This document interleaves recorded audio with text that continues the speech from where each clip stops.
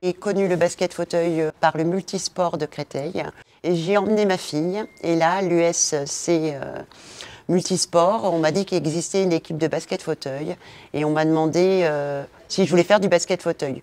Et puis j'y étais. Et puis je suis tombée sur une équipe fantastique. Maintenant, ça fait un peu moins de 20 ans que je fais du basket fauteuil.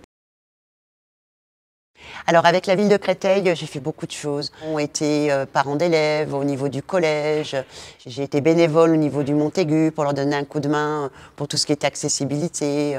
Je me suis pas mal investie dans les écoles. Après, j'ai un lien très très fort, tout ce qui est le sport.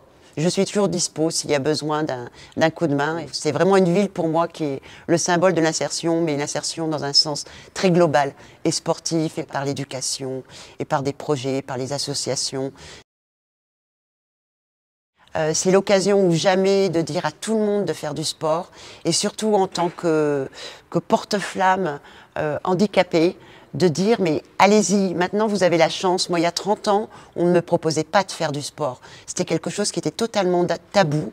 Tandis que maintenant vous avez cette chance-là, vous avez plein d'associations sportives où on peut pratiquer du sport handi. Allez-y. Il faut une grande fierté. J'ai pris ça avec énormément d'humilité et puis un honneur mais immense. Immense. C'est une fierté pour moi, vous ne pouvez pas savoir ce que ça représente dans mon parcours d'handicapé. Mais également pour montrer, pour dire aux jeunes, allez-y, faites du sport, aux jeunes ou moins jeunes, essayez, faites du sport. Faites quelque chose, bougez-vous, soyez bénévoles dans des associations, qu'elles soient sportives ou non. Surtout à Créteil, vous avez cette chance-là d'avoir un panel d'associations incroyable.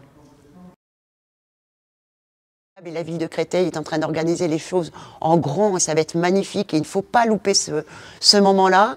Et puis j'aurai la fierté de vous croiser sur les bords de la route, donc il faut qu'il y ait du monde, tout ça, pour porter cette flamme et se dire on y est.